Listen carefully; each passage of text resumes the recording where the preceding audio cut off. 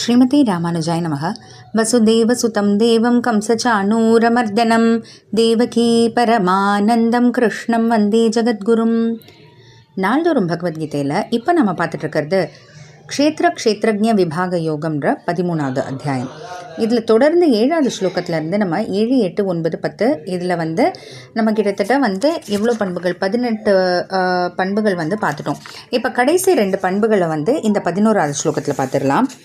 அத்தியாத்ம நித்யத்வம் தத்வஜானார்த்த தர்சனம் ஏதஜ்ஞானமிதி ப்ரோக்தம் அஜ்ஞானம் யததோன்யதா. அத்தியாத்ம ஞான நித்தியத்துவம், எப்போதும் ஆத்ம சிந்தை செலுத்தி இருக்கிறவங்களா இருக்கணும்.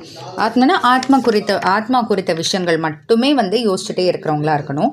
அடுத்து தத்துவ ஜானார்த்த தர்சனம், உண்மை பொருளை அறிவதற்கு முயற்சிப்பவனா. தத்துவ ஜானார்த்த தர்சனம்னா உண்மை பொருள் என்ன, அதாவது ஏன்னா இப்போ உலக விஷயத்தை பற்றி மட்டுமே யோசிச்சுட்டு இருக்கோமா, ஆத்மான்னா என்ன, இந்த ஆத்மாக்கும் உடலுக்கும் வேறுபாடு என்ன, ஆத்ம விஷயங்கள் குறித்தே நம்ம ஈடுபாடு இருக்கணும், அதுலேயும் நம்ம கவனம் செலுத்தணும், மனசை செலுத்தணும்னு அந்த விஷயமாவே அப்புறம் உண்மை பொருளை அறிவதற்கான அந்த முயற்சியையும் எடுத்துகிட்டு இருக்கவங்களா இருக்கணும் அப்படின்னு சொல்லிட்டு பகவான் சொல்கிறாரு. சொல்லிட்டு ஏதஜ்ஞானம் எதி புரோக்தம், இதெல்லாம் தான் அர்ஜுனா ஞானத்துக்கு உதவுறது, அதாவது ஆத்ம ஞானத்தை உதவுறதுன்னு நான் சொல்கிறேன் கேட்டுக்கோ. எதத்தக அந்யதா அஜ்ஞானம், இதை தவிர மற்ற எல்லா விஷயமும் அஜ்ஞானத்தில் தான் கொண்டு போய் விடுமே தவிர இது மட்டும்தான் ஆத்ம ஞானத்துக்கு தேவையானது அப்படின்ட்டு பகவான் சொல்கிறாரு. அப்போது 7லேருந்து இந்த 11வது ஸ்லோகம் வரைக்கும் பார்த்தீங்கன்னா கிட்டத்தட்ட இந்த 5 ஸ்லோகத்தில் 20 பண்புகள் சொல்லியிருக்காரு. திரும்ப ஒரே ஒரு தடவை நம்ம 7வது ஸ்லோகத்துலேருந்து என்னெல்லாம் சொல்கிறாருன்னு பார்த்துட்டே வந்துடலாம். உயர்ந்தவர்களிடத்துல மரியாதையுடன் இருத்தல், புகழுக்காக தர்மம் செய்யாமல் இருக்கிறது, மனத்தால் வாக்கால் உடலால் யாரையும் துன்பப்படுத்தாமல் இருக்கிறது, தூண்டினாலும் பொறுமை காப்பது, நேர்மையாக இருக்கிறது. நேர்மைன்றது மனம் வாக்கு செயல் 3த்தினாலையும். அப்புறம் குருவுக்கு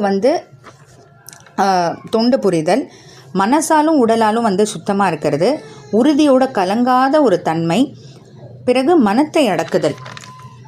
அடுத்து புலன்கள் பின்னே ஓடும் விஷயங்கள் எல்லாம் அதிலிருந்து ஆசை இல்லாமல் இருக்கிறது, தேகம்தான் அந்த உடல் தான் ஆத்மானு நினைக்காம இருக்கிறது, பிறப்பு இறப்பு மூப்பு வியாதி துக்கம் இந்த போன்ற விஷயங்களில் இருக்கக்கூடிய குற்றங்கள் எல்லாம் நினைத்து கொண்டே இருக்கிறது, ஆத்ம விஷயங்களை தவிர வேறு எதுலேயும் அபிமானம் விருப்பு இல்லாமல் இருக்கிறது, பிறகு மகன் மனைவி வீடு முதலான விஷயங்களில் விருப்பம் இல்லாமல் இருத்தல், அதாவது தேவையான அளவோடு நிறுத்திக்கிட்டு அதை தாண்டி மீறாமல் இருக்கணும்.